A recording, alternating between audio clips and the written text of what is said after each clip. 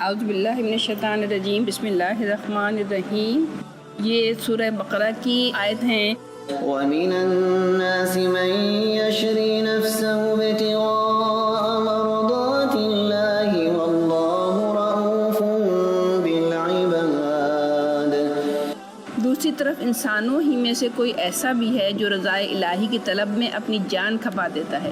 رضائے الہی کی طلب میں بھی جان کھپانے سے مراد یہ ہے کہ وہ شخص جو ہے اپنی تمام صلاحیتوں کو اللہ کو خوش کرنے کے لیے یوز کرنے کی کوشش کر رہا ہوتا ہے۔ اب صلاحیتوں میں ہمارا ذہن بھی ہے، ہمارے آئیڈیاز ہیں، ہماری بولنے کی صلاحیت ہے، یا ہماری پڑھنے کی صلاحیت ہے، یا ہماری معاشرے کے اندر کوئی ایک پوزیشن ہے کہ ہم اس پوزیشن پہ رہتے ہوئے اسلام کی خدمت کا کوئی کام کر سکتے ہیں۔ تو وہ یعنی ہر طریقے سے سوچ رہا ہوتا ہے کہ میں کس طریقے سے ایسے کام کروں جس سے کہ صرف میری دنیا نہیں بن رہی ہو بلکہ اللہ بھی میرا خوش ہو رہا ہو نا۔ اور آگے اللہ تعالیٰ کیا کہتا ہے؟ وَمِنَ النَّاسِ مَن يَشْرِي نَفْسَهُ ابْتِغَاءَ مَرْضَاتِ اللَّهِ وَاللَّهُ رَءُوفٌ بِالْعِبَادِ۔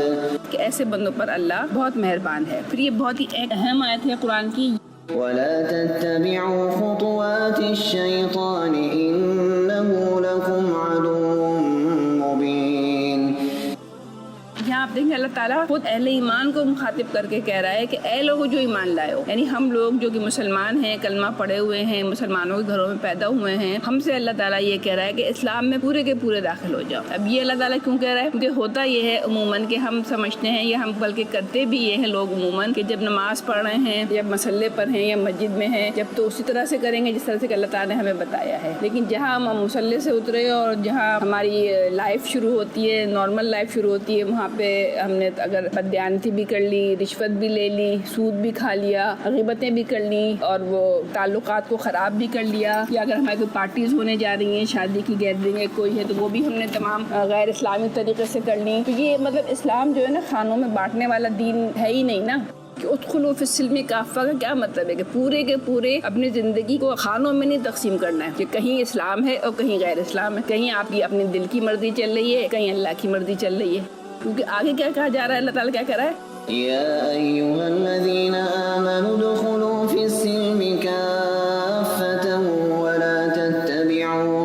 وَلَا تَتَّبِعُوا خُطُوَاتِ الشَّيْطَانِ إِنَّهُ لَكُمْ عَدُوٌّ مُّبِينٌ۔ شیطان کی پیروی نہ کرو کہ وہ تمہارا کھلا دشمن ہے، جو صاف صاف ہدایات تمہارے پاس آ چکی ہیں، اگر ان کو پا لینے کے بعد پھر تم نے لغزش کھائی۔ صاف صاف ہدایات کیا آ چکی ہیں ہمارے پاس، ہم میں سے ہر ایک کے پاس اس وقت صاف صاف ہدایات موجود ہیں نا، قرآن کی شکل میں، ہدایات کی شکل میں۔ اب لغزش ہم کیوں کھاتے ہیں؟ کیونکہ ہم ان کو پڑھتے ہی نہیں ہیں، سمجھتے ہی نہیں ہیں، تو ظاہر ہے جب ہم پڑھیں گے ہی نہیں، سمجھیں گے ہی نہیں تو لغزشیں کھاتے رہیں گے۔ تو اللہ تعالیٰ کیا کہہ رہا ہے؟ فَإِن زَلَلْتُم مِّن بَعْدِ مَا جَاءَتْكُمُ الْبَيِّنَاتُ فَاعْلَمُوا أَنَّ اللَّهَ عَزِيزٌ حَكِيمٌ۔ تو خوب جان رکھو اللہ سب پر غالب اور حکیم اور دانا ہے۔ ان ساری نصیحتوں اور ہدایتوں کے بعد بھی لوگ اگر سیدھے نہ ہوں، هَلْ يَنظُرُونَ إِلَّا أَن يَأْتِيَهُمُ اللَّهُ فِي ظُلَلٍ مِّنَ الْغَمَامِ وَالْمَلَائِكَةُ وَقُضِيَ الْأَمْرُ وَإِلَى اللَّهِ تُرْجَعُ الْأُمُورُ۔